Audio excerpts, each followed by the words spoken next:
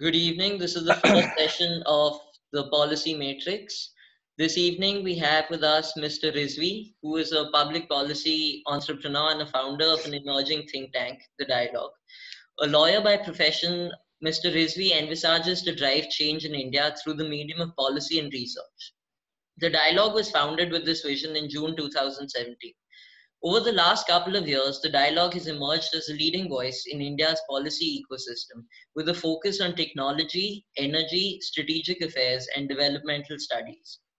The dialogue is a horizontal institution that delivers on policy research, public discourse, and capacity building initiatives around its key sectoral areas. Previously, Sir led energy policy communications for the British High Commission, and before that, he was a Swaneti Fellow with the Office of Mr. Baijayanth Pada, former Member of Parliament. It's a delight to have you with us, sir. So, through this interview, we'll be looking at your journey in the field of public policy, and so that's really my first question. What sparked your interest in this field, and if you could tell us about your journey and how you came to found your institution and organization. Thank you, Abir. Thank you so much for having me here today, and really great to talk to you and your audience on issues around public policy. So, thank you for that really uh, uh, good introduction. I'm really glad that you're keen to talk about policy issues, and we have a long way to go, of course, but we are trying hard to do what we do.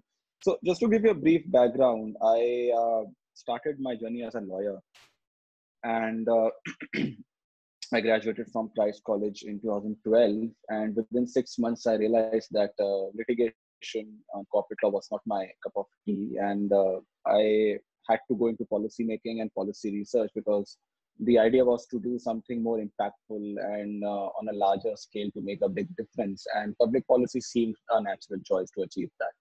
So I quit law within 6 months of practice in the Supreme Court and High Court, and I joined a fellowship which you introduced me with, the Swaneti Fellowship, where I was working with Mr. Jay Panda for a period of 4 months, and we were working on the field in his constituency in Kendrapada as well as from his Delhi office, and we did a project which was to deliver a mobile health van in his constituency, which catered to 200 people every week.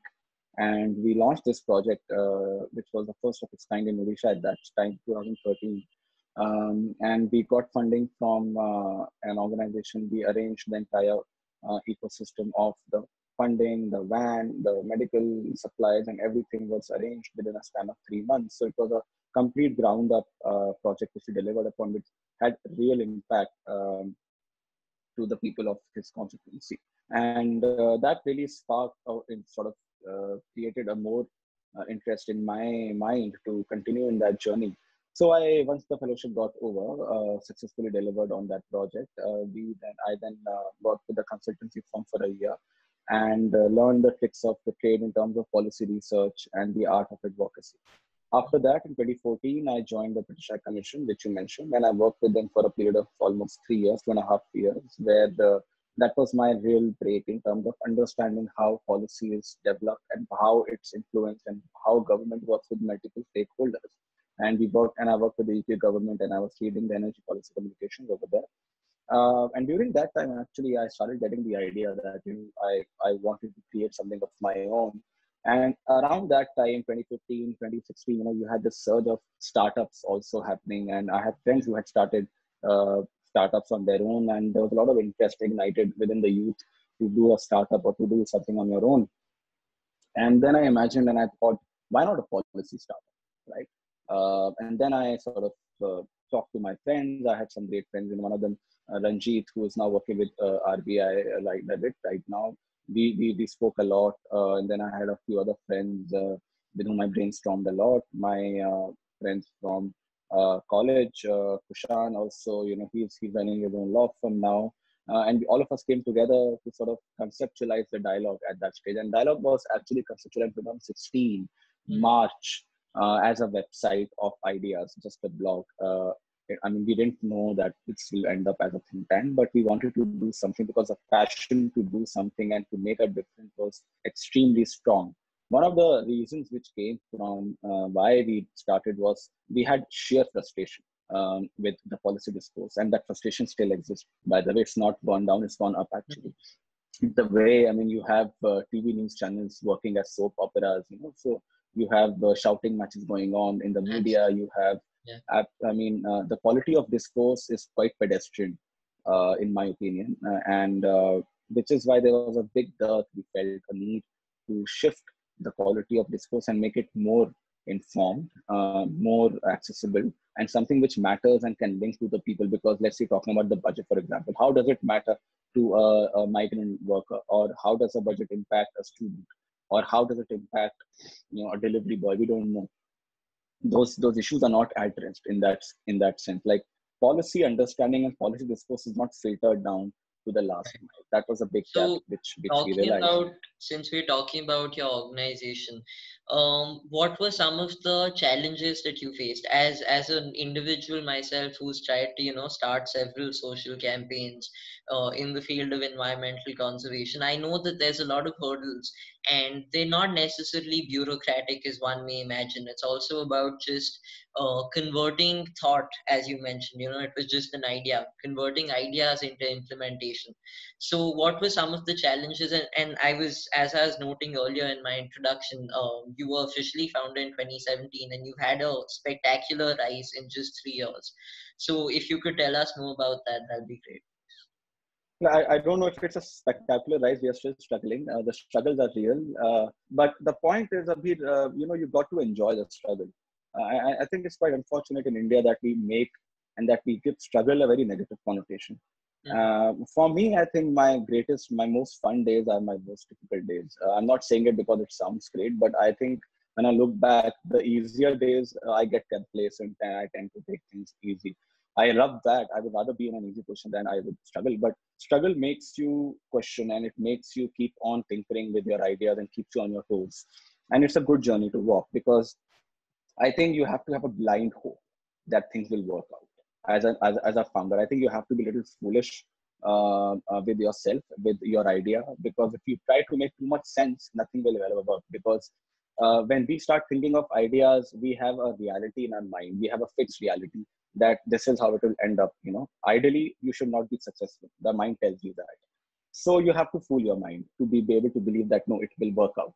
And I think I've been able to fool my mind quite a while, and I'm still trying to fool itself in terms of believing the fact that we will keep doing this more and more. So yeah, the point being that it's been a little bit of a struggle initially. It still is to grow and to continue growing. And I think largely where we come from when we started off is you have issues around funding, you have issues around making a team. I'm not trained as a leader. I'm neither trained as a policy person. I don't have a policy. I'm just a lawyer by qualification. So how do you run an organization? So you learn on the job. I think that's been what I have been doing over the last few years, is just learning on the job. So experiences, in my opinion, are the best teacher. In fact, I had two options in 2016 or 17. I had thought, okay, fine. I have two options. I have two roads to go. One was a master's in public policy, go to let's say a Ivy League college, or I thought once I've left my job, would start on my own.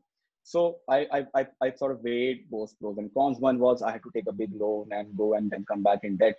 Other was, what's the worst come worst basis?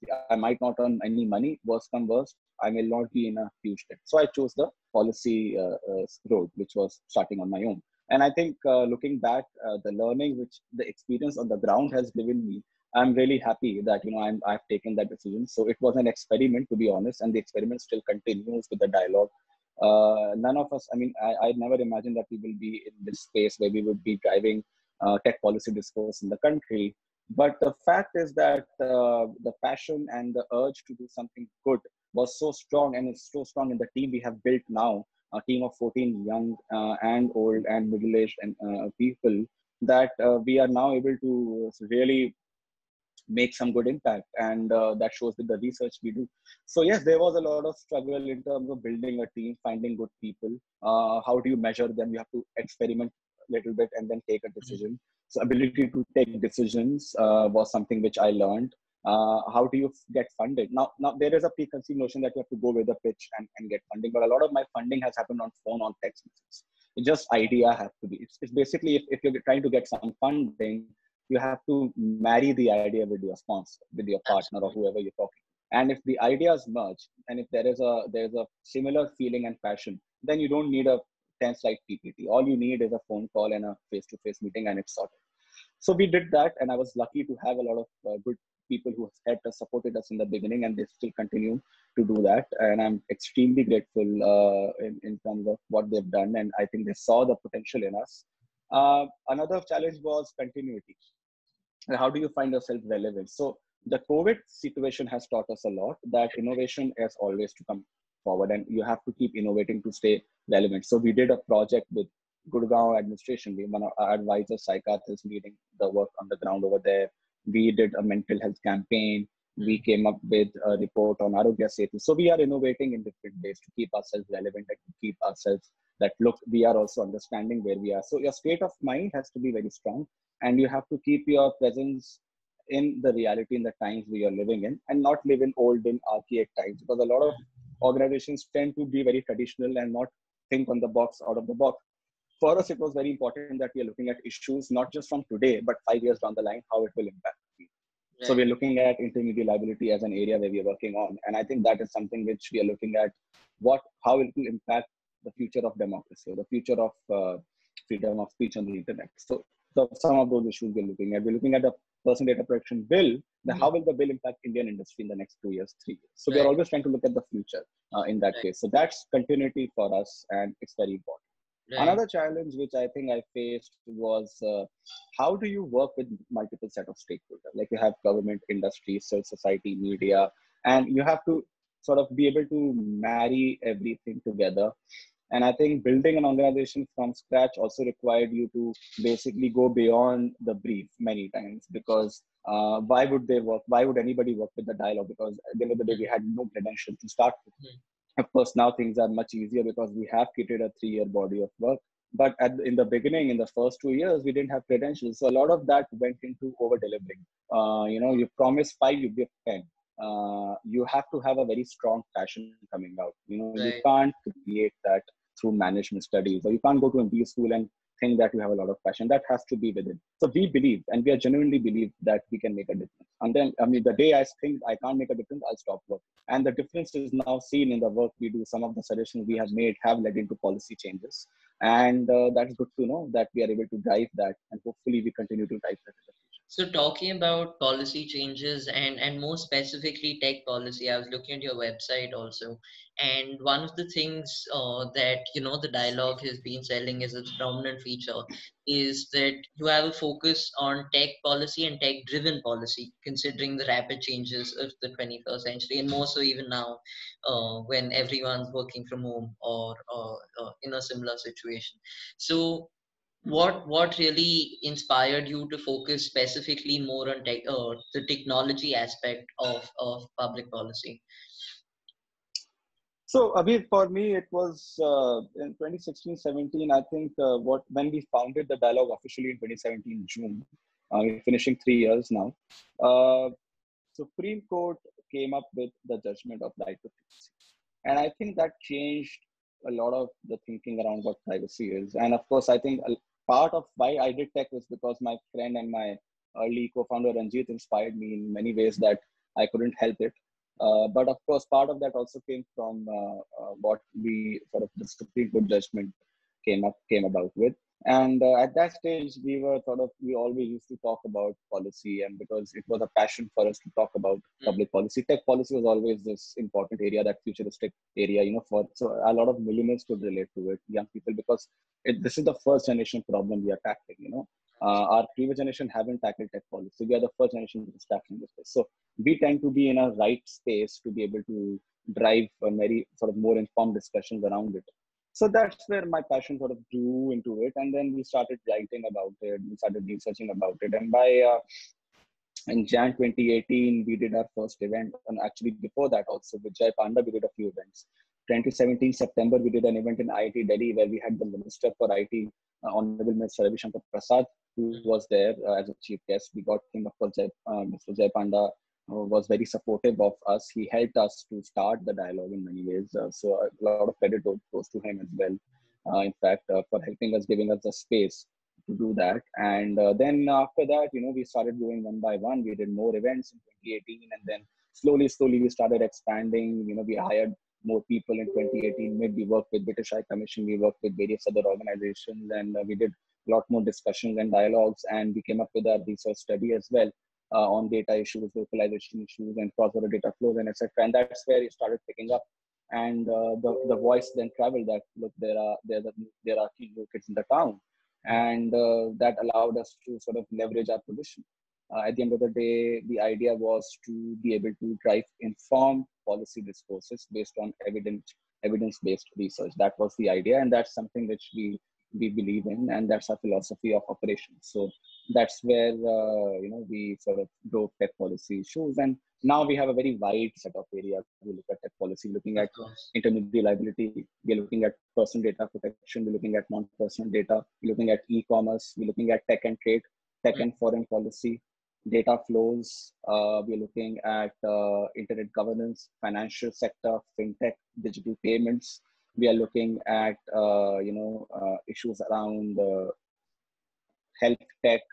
We're looking at issues around privacy per se, constitutional impact of privacy, socioeconomic impact of privacy. We're looking at blockchain, going into emerging technology like AI. We've done a lot of work in that space as well, ethics. And we're also very keen to look at other areas as well, like IoT and etc. But the point being that my vision for the dialogue is not just to be a tech policy think tank, it has to be broader. But right now we're doing a lot of tech policy work, and I think we sort of continue to be in this space for the immediate future, and then we'll see how we expand our operations. I think that's great considering, I mean, right now we're all about tech, the world's all about tech, increasingly so right now. And so coming to my final question, I think, is what would your advice be to young individuals, social entrepreneurs, policy entrepreneurs, who now perhaps look up to you and were once in the place you were so many years ago? And because like I said earlier, right, it's and you also said this, that challenges and struggles are looked at in a negative light, but how is it that you actually come to embrace those struggles, especially when they could be the cause of the demotivation or the factors that are preventing you from achieving your goals, and of course all of this under the lens of public policy. Yeah. I think, Abhi, the idea is that challenges should be looked at in a positive and constructive light, that if you walk that path of a challenge and a struggle, you will end up as a better person. Worse come worse serve, the experience of starting and failing is much better than a normal routine job. That's what I thought when I started. To my mind, when I started in 2017, I thought, okay, even if I struggle for 2 years, I can use that as a good experience to find a better job. Right. Unfortunately, that didn't happen. We still continue to struggle with the dialogue. That's good. But for me, it was important that the learning was great. I would say there was. I mean, in the last 3 years, I've learned stuff worth 10 years to my mind, which is incredible for me when I look back at my own personal and professional growth. And it's not just me. I think people around me would say that. So embrace the struggle and believe that it will do you something good. Because I think the great things in life are never easy, and they shouldn't be. Otherwise, if they are great and easy, then they are not great at all. If they're easy, then they're not great, right? They are great for a reason. Exclusiveness brings the best out of you, right? The best has to be the best, not because it's easy. It's because he has gone through that path. So it's the same thing with struggle, right? I mean, if you're looking at being great, you should not find it easy. So be prepared mentally that it will not be easy, and it shouldn't be easy. Why should it be easy? It's easy, it's boring, honestly telling you. Now we are looking at things, we are doing a lot of things which come easy. So we're looking at more challenge. We're looking at other stuff, like in tech policy also. So that's number one. Number two, look at yourself from a point of view that you want to make a difference. Don't look at it from a startup perspective. Right. Don't look at it from a think tank perspective. Talk about impact. Talk about change. Talk about taking the country forward. There's a lot to do in the country. I mean, India has so many opportunities. I think it's such a great time to live in India and to do a think tank in India. It's probably the best opportunity because you're creating the entire ecosystem. If you look at Europe and US, the ecosystem is already created. So all the new think tanks, they just have to follow a path. So the level of growth is 2 or 3 levels. In India, it's 10, 15 because you're starting from scratch. It's like building a house versus building a floor on a building. What do you want to do? You want to build a house, or you want to build a floor on a building, right? So that's where the opportunities are in India. I think the third point I also want to see, I want to sort of talk about is that if you get bogged down about the fact that you're not doing enough or you're not getting success, the point is that you need to keep trying and believe that you're doing something good. As long as you're believing in that, you will never stop doing what you do. So people stop doing what they're doing is because they don't have enough passion for what they're doing. So they're looking to have shortcuts or short successes. I never started the dialogue because I wanted to be an entrepreneur. I started the dialogue because I want to change this country and move this country forward and remove poverty one day. I can't do it alone. I have a team of people, and I know it will. This has to outlive my life. But the idea is to create a social movement of ideas. From the dialogue, that's what we're trying to achieve. So don't look at it that, oh, I want to start something. I want to have revenue in 5 years, 10 years. We never looked at that. Every year we're looking at our growth is good. The kind of work we're doing is great. People tell us we're moving quite fast. But for me, the success comes in the impact I'm able to drive. So that's where your motivation should come from, that I'm trying to do something important. I'm trying to change this country. I'm trying to bring growth in this country. And this is a vehicle to achieve. That's all it is. The moment you look at a very big picture, everything becomes small and you're not demotivated because you're trying to achieve a very big picture compared to your maybe peers and other people. So these are the 3, 4 things which I sort of want to tell the people. And I also sort of want to say that have a lot of passion in what you do. Because if you don't have passion in what you want to achieve, it will never succeed. So how many other PPT skills you might have, how many other persuasion skills you might have or speaking skills you might have, if passion is not there, success will be limited. So passion can change the game, and finding good mentors is very important. I'm lucky with the grace of God that I found some really great mentors who are still sticking around.